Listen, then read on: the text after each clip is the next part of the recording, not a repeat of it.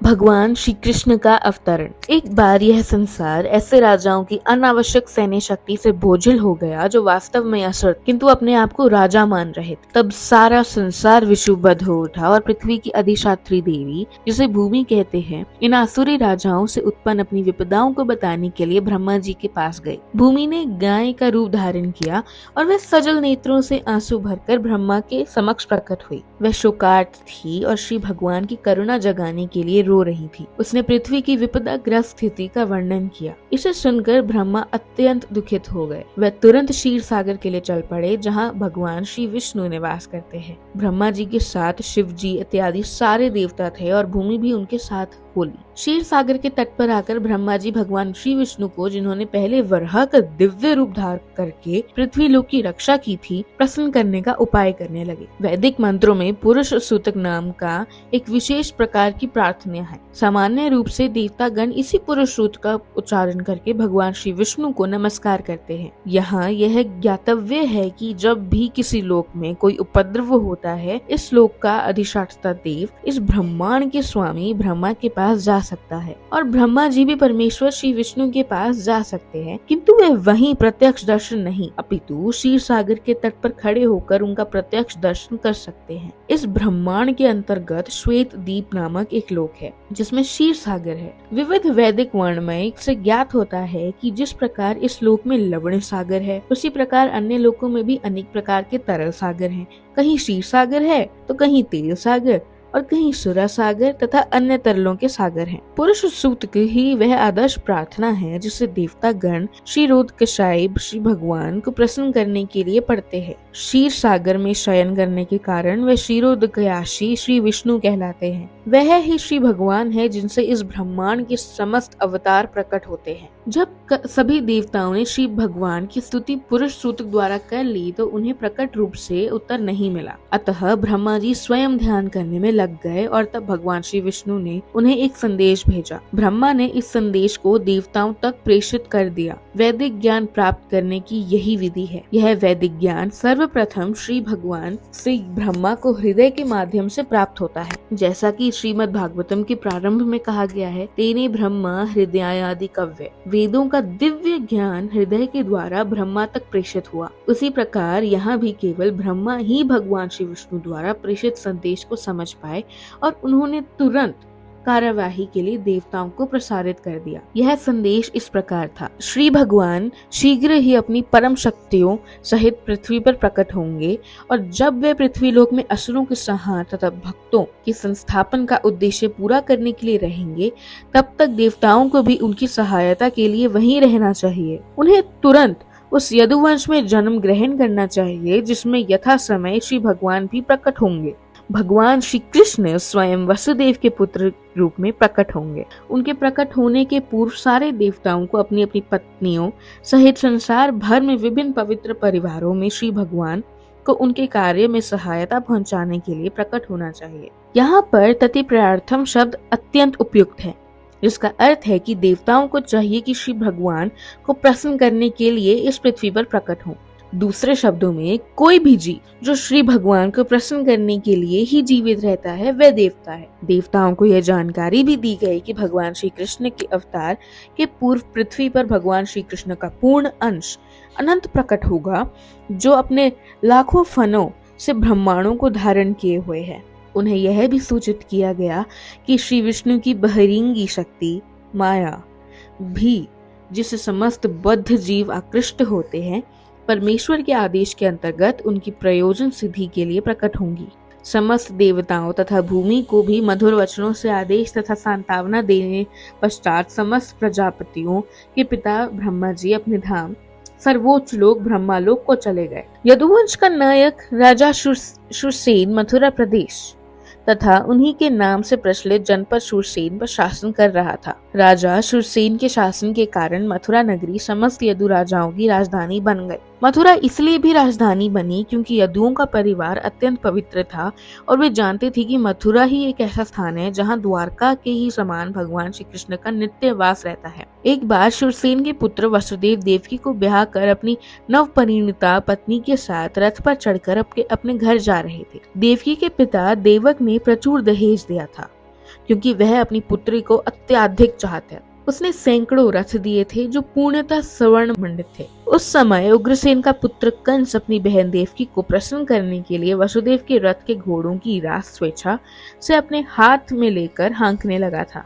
वैदिक सभ्यता की प्रथा अनुसार जब कन्या का ब्याह होता है तो उसका भाई अपनी बहन तथा अपने बहनोई को उनके घर ले जाता है। नवविवाहिता कन्या को अपने पिता के परिवार का विछोह ना खले, इसलिए भाई उसके साथ तब तक जाता है जब तक वह अपने ससुराल ना पहुंच जाए। देवक ने जो पूरा दहेज दिया था वह इस प्रकार था: स्वर्णहारों से मंडित 700 हाथी, 24,000 सुसज्जित घोड़े तथा 1,800 रथ। उसने अपनी पुत्री के साथ जाने के लिए 200 सुंदर बालिकाएं भी भेजने की व्यवस्था की थी। क्षत्रियों की विवाह प्रणाली जो भारत में अब भी प्रचलित है, बताती है कि जब क्षत्रिय का विवाह हो तो दुल्हन के अतिरिक्त उसकी कुछ दर्जन तरुण सहेलियां भी राजा के घर जाएं। रानी की अनुचरियां दासी कहलाती हैं, किंतु वास्तव में वह रानी की सहेलियों की तरह कार्य करती है। यह प्रथा अनादिकाल से प्रचलित है और कम से कम 5,000 वर्ष पूर्व भगवान श्री कृष्ण के अवतार के भी पहले से खोजी जा सकती है। इस प्रकार वसुदेव अपनी पत्नी देवकी के साथ 200 सुंदर कन्याएं भी लेते आए। जब दूल्हा तथा दुल्हन रथ में जा रहे थे तो इस शुभ मुहूर्त की जानकारी देने के लिए अनेक प्रकार के बाजे बज रहे थे। शंख, बिगुल, ढोल तथा मृदंग एक साथ मिलकर मधुर संगीत की ध्वनि उत्पन्न कर रहे थे।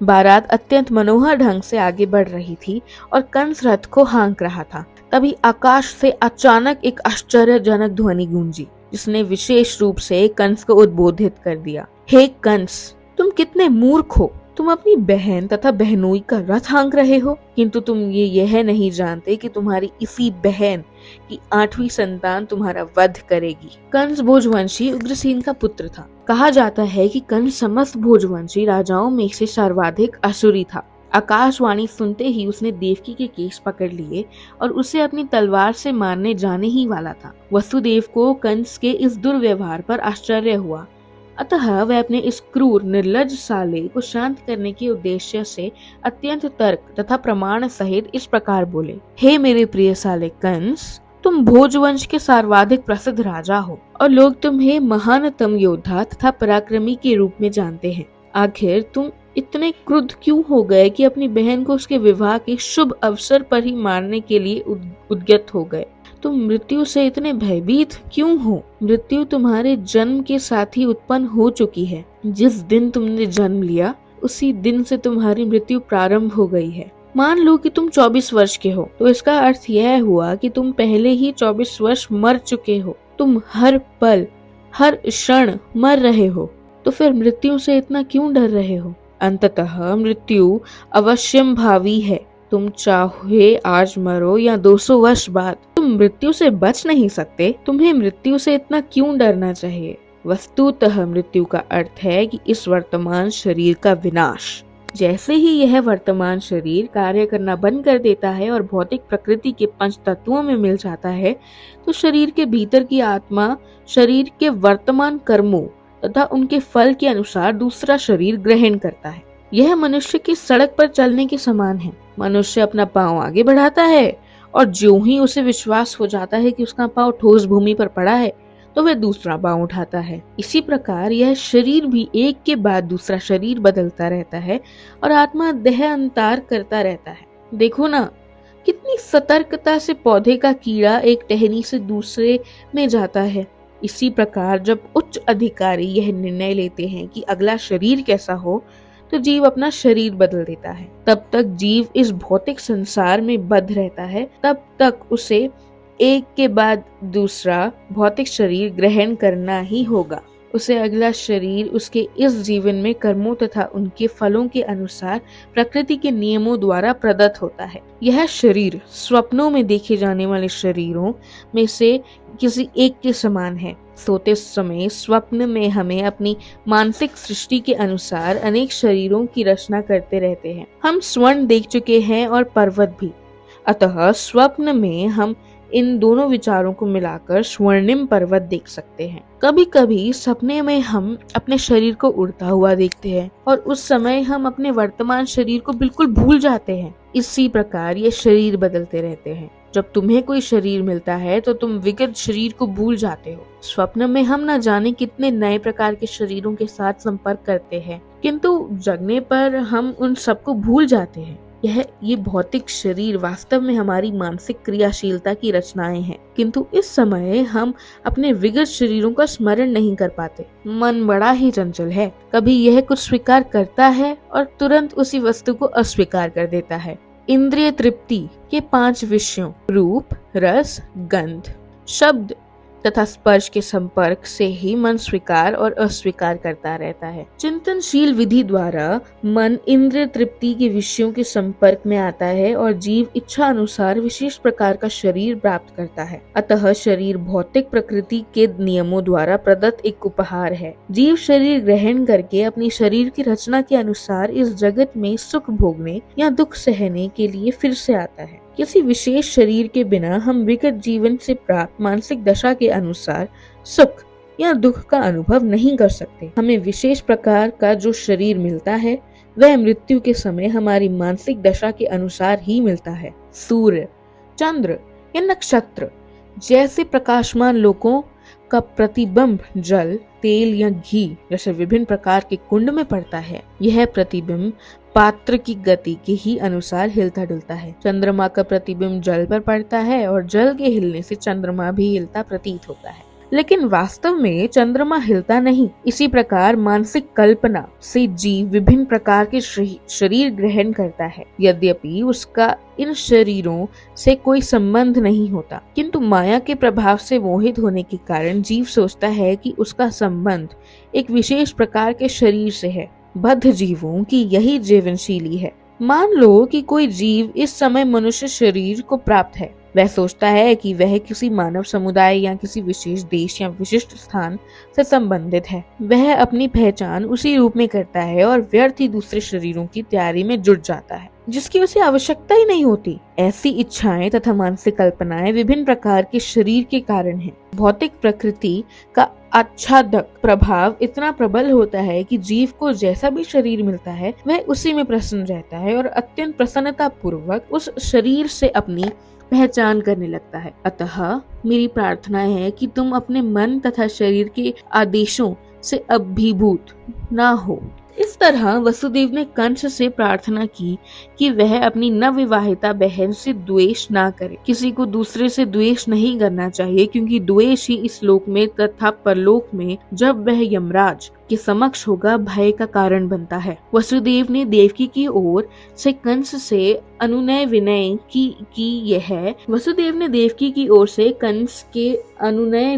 की वह उसकी छोटी बहन है। उन्होंने विवाह की शुभ घड़ी का स्मरण कराकर भी अनुरोध किया। छोटी बहन या भाई की रक्षा अपनी संतान की ही तरह की जानी चाहिए। वसुदेव ने तर्क किया, कुल मिलाकर स्थिति अत्यंत गंभीर है कि यदि तुम उसे मारते हो तो इससे तुम्हारे यश की हानि होगी। इस प्रकार वसुदेव ने सदुपदेश द्वारा तथा दार्शनिक तर्क वितर्क द्वारा कंस को शांत करने का प्रयास किया, किंतु वह शांत नहीं हुआ, क्योंकि उसकी संगति असुरों से थी। अपना आसुरी संगति के कारण राजसी उच्च कुल में जन्म लेकर भी वह असुर बना रहा। असुर कभी सदुपदेश की परवाह नहीं करते, वह प्रतिबद्ध चोर की तरह रहते हैं। भले ही कोई कितना ही नैतिक उपदेश क्यों न दे, उस पर कोई प्रभाव नहीं पड़ता। इस प्रकार जो लोग स्वभाव से आसुरी या नास्तिक होते हैं वे मुश्किल से किसी सदुपदेश को ग्रहण करते हैं, चाहे उपदेश कितना ही प्रामाणिक क्यों ना हो। देवता में तथा असुर में यही अंतर है। जो लोग सदुपदेश ग्रहण करके उसके अनुसार जीवन बिताने का प्रयास करते हैं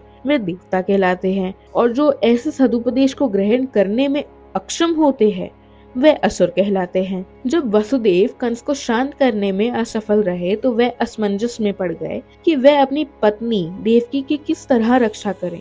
संकट आसन होने पर बुद्धिमान व्यक्ति को चाहिए थी यथासंभव इस संकटमय स्थिति से बचने का प्रयास करे, किंतु यदि सारी बुद्धि लगाने पर भी वह विकट स्थिति को टालने में असफल रहे तो यह उसका दोष नहीं है। मनुष्य को चाहिए कि जहाँ तक हो सके अपना कर्तव्य निभाए, किंतु यदि उसका प्रयास विफल रहे तो इसमें उसका दोष नहीं है। वसुदेव अपनी पत्नी के विषय में इस तरह सोचने लगा, इस समय तो मैं देवकी के प्राणों की रक्षा करूंगा, तत्पश्चात यदि हमारी संतान हुई तो उन्हें बचाने का उपाय सोचूंगा। उन्होंने आगे सोचा, यदि भविष्य में मेरी कोई संतान होती है जो कंस को मार सके जैसा कि कंस सोचता है, तो देवकी तथा वह संतान दोनों ही बच जाएंगे, क्योंकि विधि का विधान अचिंत्य है। किंतु इस समय तो किसी तरह मुझे देवकी के प्राणों की रक्षा करनी ही है। इसका कोई निश्चितता नहीं है कि जीव किस तरह किसी विशेष प्रकार के शरीर से संपर्क करता है। ठीक वैसे ही जैसे कि दहकती अग्नि का कोई निश्चितता नहीं है कि जंगल में वह किस प्रकार एक विशेष प्रकार के काष्ठ के संपर्क में आती है। जब जंगल में अग्नि लगती है तो यह देखा जाता है कि दहकती अग्नि वायु के प्रभाव से एक वृक्ष को फलांग कर दूसरे को चपेट में ले लेती है। इसी तरह जीव अपने कर्तव्यों का पालन करने में चाहे कितना ही सतर्क क्यों न रहे, तो भी वह उसके लिए यह जान पाता अत्यंत कठिन होता है कि अगले जीवन में उसे कैसा शरीर प्राप्त होने वाला है। महाराज भरत आत्म साक्षात्कार संबंधी अपना कर्तव्य अत्यंत श्रद्धा पूर्वक निभा रहे थे, किंतु संयोगवश उन्हें एक मृग के प्रति अचिरस्थायी अनुराग उत्पन्न हो गया, जिससे उन्हें अगले जन्म में मृग का शरीर धारण करना पड़ा। अपनी पत्नी की रक्षा का उपाय सोचकर वसुदेव अत्यंत पापी कंस से ससम्मान बोले। यद्यपि कंस सर्वाधिक पापी था, कभी कभी ऐसा होता है कि वसुदेव जैसे पुरुष को कंस जैसे परम पापी व्यक्ति की चाटुकारिता करनी पड़ती है। कटुनीतिक व्यापार ऐसे ही चलता है।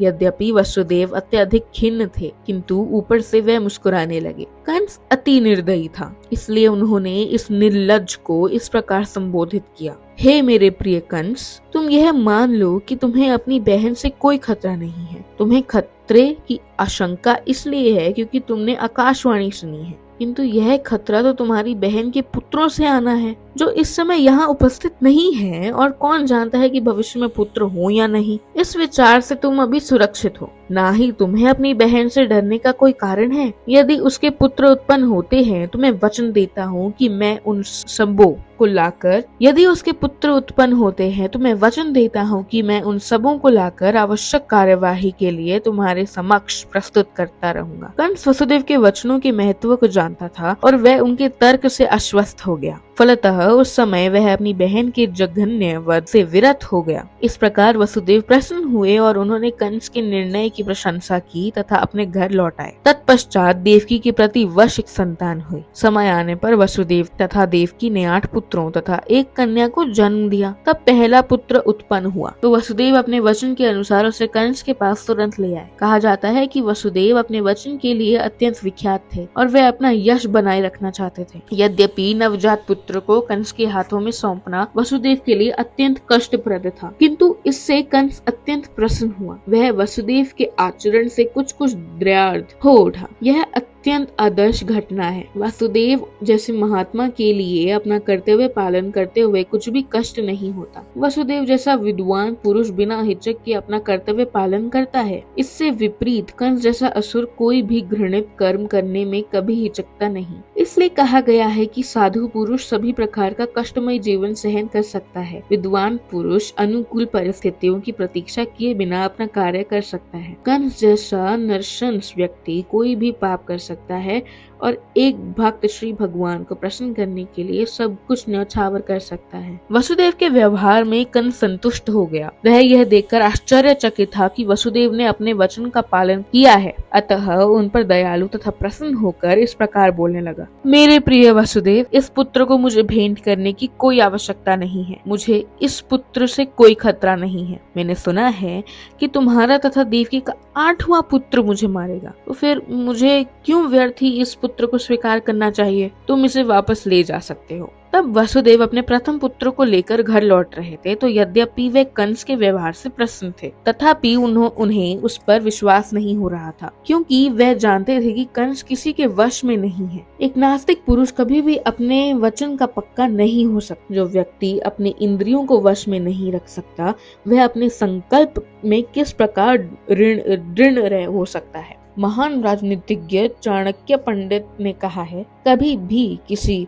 कूटनीतिज्ञ या रात्रि पर विश्वास न करना। जो लोग अनियंत्रित इंद्रिय तृप्ति में आसक्त हैं, वह कभी भी सत्यनिष्ठ नहीं हो सकते, न कभी उन पर विश्वास किया जा सकता है। उस समय कंस के पास महर्षि नारद आए। उनको जानकारी मिली कि कंस ने वसुदेव पर दृढ़ होकर पहले नवजात शिशु को लौटा दिया है। श्री नारद मुनि अत्यधिक उत्सुक थे कि जितनी जल्दी हो सके भगवान श्री कृष्ण अवतार लें। अतः उन्होंने कंस को सूचित किया कि एक ओर वृंदावन से नंद महाराज जैसे महापुरुष तथा ग्वाल एवं ग्वालों की पत्नियां और दूसरी ओर वसुदेव, उनके पिता शूरसेन तथा यदुवंशी वृष्णिकुल में उत्पन्न उनके सारे संबंधी तथा उनके मित्र एवं शुभवांछित तक सभी वास्तव में देवता हैं। श्री नारद मुनि ने कंस को आगाह किया कि वह उन सब में से सावधान रहे, क्योंकि कंस तथा उसके सारे मित्र एवं सलाह देने वाले सभी असुर थे। असुर गण सदैव देवताओं से भयभीत रहते हैं। इस प्रकार श्री नारद मुनि से विभिन्न परिवारों में देवताओं के प्रकट होने की जानकारी प्राप्त करके कंस तुरंत चौकन्ना हो गया। वह समझ गया कि चूंकि देवता अब प्रकट हो चुके हैं, अतः भगवान श्री विष्णु का भी शीघ्र ही आगमन होगा। उसने तुरंत अपने बहनोई वसुदेव तथा बहन देवकी को बंदी बना लिया और उन्हें कारागार में डाल दिया। वसुदेव तथा देवकी लोहे की सांकलें पहने कारागार में प्रति वर्ष एक पुत्र को जन्म देते रहे और कंस प्रत्येक बालक को श्री विष्णु का अवतार समझकर एक एक करके मारता रहा। वह 8वें पुत्र से विशेष रूप से भयभीत था, किंतु श्री नारद मुनि के आने के पश्चात वह इस निष्कर्ष पर पहुंचा कि कोई भी बालक कृष्ण हो सकता है। अतः वसुदेव तथा देवकी से उत्पन्न सभी संतानों को मारना ही श्रेयस्कर होगा। कंस के इस व्यवहार को समझ पाना बहुत कठिन नहीं है। संसार के इतिहास में ऐसे अनेक उदाहरण प्राप्त हैं जब राज परिवार के लोगों ने अपनी अभिलाषा की पूर्ति के लिए अपने पिता, भाई या सारे परिवार तथा मित्रों का वध किया है। इसमें कुछ भी आश्चर्यजनक नहीं था, क्योंकि आसुरी वृत्ति वाले राज परिवार के लोभी लोग अपनी निंद अभिलाषाओं के लिए किसी का भी वध कर सकते हैं। श्री नारद मुनि की कृपा से कंस अपने पूर्व जन्म से अवगत हुआ। उसे पता चला कि वह पूर्व जन्म में कालनेमी नामक असुर था, जिसका वध श्री विष्णु द्वारा हुआ था। उसने भोज परिवार में जन्म लेकर यह निश्चय किया था कि वह यदुवंश का घोर शत्रु बनेगा। चूंकि श्री कृष्ण उसी परिवार में जन्म लेने जा रहे थे, अतः कंस अत्यधिक भयभीत था कि वह पुनर्जन्म की ही भांति चूंकि श्री कृष्ण उसी परिवार में जन्म लेने जा रहे थे, अतः कंस अत्यधिक भयभीत था कि वह पूर्व जन्म की ही भांति श्री कृष्ण के हाथों मारा जाएगा। सर्वप्रथम उसने अपने पिता उग्रसेन को बंदी बना लिया, क्योंकि वह यदु, भोज तथा अंधक वंशों का प्रमुख राजा था। उसने वसुदेव के पिता शूरसेन के राज्य पर भी अधिकार जमा लिया और अपने आप को इन समस्त देशों का राजा घोषित कर दिया। इस प्रकार लीला पुरुषोत्तम भगवान श्री कृष्ण के अंतर्गत भगवान श्री कृष्ण का अवतरण नामक प्रथम अध्याय के भक्ति वेदांत तात्पर्य पूर्ण हुए।